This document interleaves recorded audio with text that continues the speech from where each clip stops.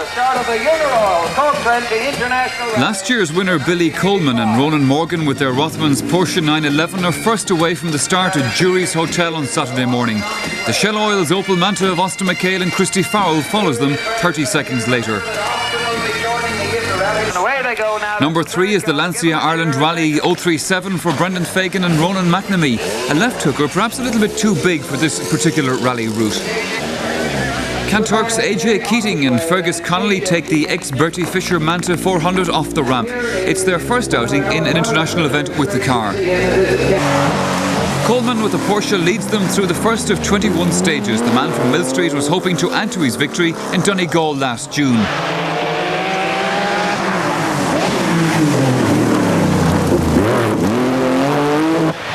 There he beat Austin McHale by only a second, so on the Uniroyal Cork 20, the driver from Rathcoole, County Dublin, was not only hoping to reverse the position, but also trying to clinch the STP Tarmac Rally Championship.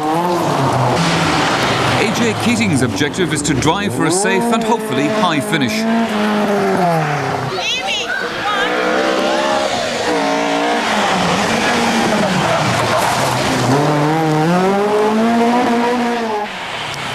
McKinstry in Escort number 9 is the leading Ford contender. The driver from Banbridge is fast and spectacular and a crowd pleaser as he goes through Killavullen. Brendan Fagan marks his return to rallying with a cautious start. Already the Volta Lancia has a gearbox problem. The blue and gold striped Escort carrying number 14 is driven by the new bright young star of Irish rallying, 22-year-old Frank Maher from Cloneen near Fettered. From the earliest stage, he was in third place.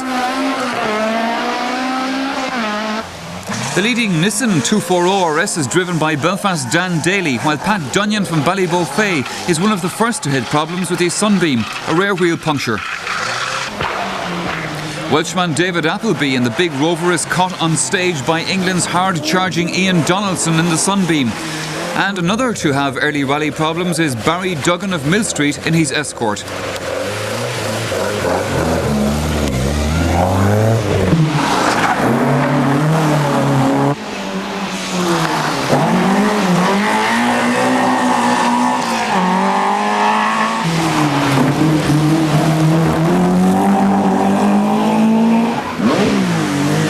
With his Rothmans Porsche runs first through the stages. After 3, he leads the Black Manta of Austin McHale as the stages are fast and quite open. AJ Keating is falling off the pace and he lies 5th.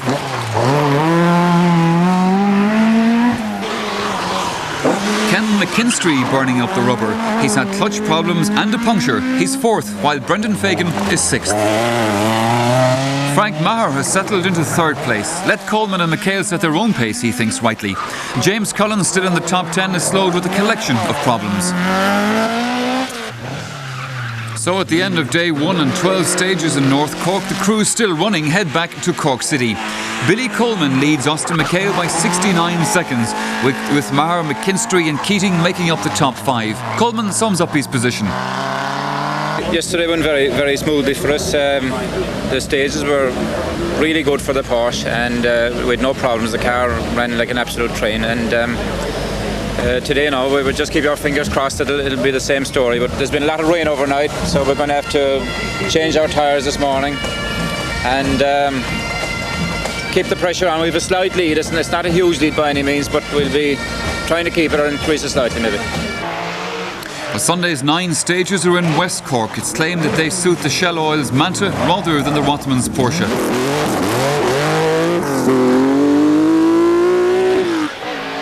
Austin McHale knows that it's a 2-car race. He forgets about the championship and he sets off to wipe out yesterday's deficit.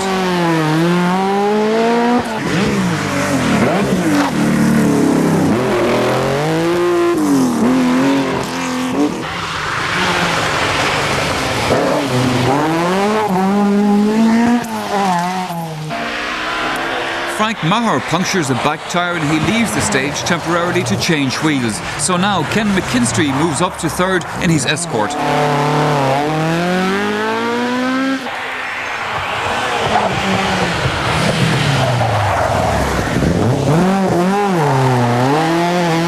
Keating is losing more time to the four ahead, and when Frank Maher rejoins the stage, he has a lot of work ahead of him. The brilliant 22-year-old from Tip is having his character tested here.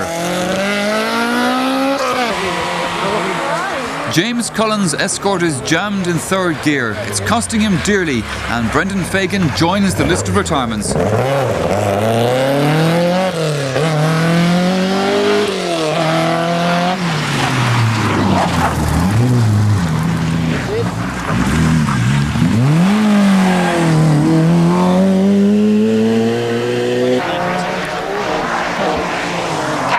On the Lough Allua stage, the McHale Christy Farrell crew pulled their masterstroke. They start 30 seconds late on the stage. Well, this led Coleman and Ronan Morgan to believe that they were 1 second quicker on the stage. In fact, they were 29 seconds down.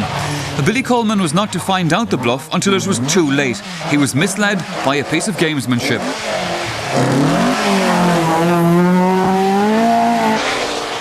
Ken McKinstry was driving to consolidate third place. He was over 7 minutes behind the leader.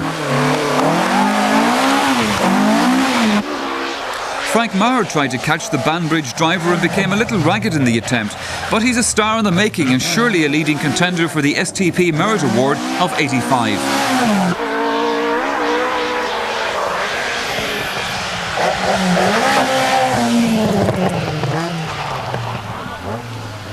AJ Keating will be more competitive when he gets used to the Manta, but the baker from Kanturk must surely be the fastest bred man in the south.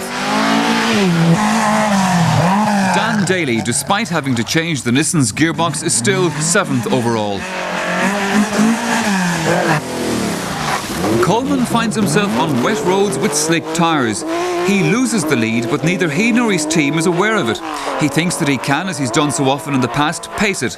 But Austin McHale, knowing the position in terms of time, is spurred on and cheered in his way by spectators, some of whom were aware of the situation.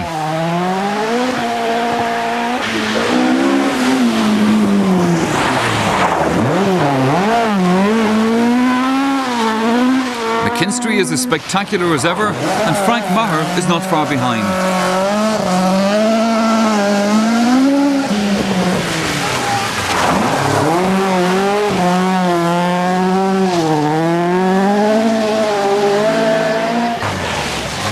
James Cullen, still in trouble with the Escort, is caught by Dan Daley's Nissan.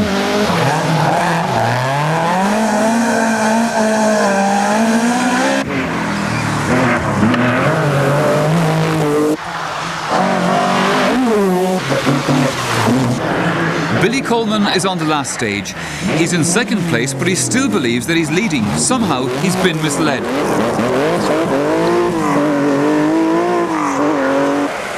Austin McHale and Christy Farrell run out the winners by 22 seconds, and they're also the STP Irish Tarmac Rally champions for the second time.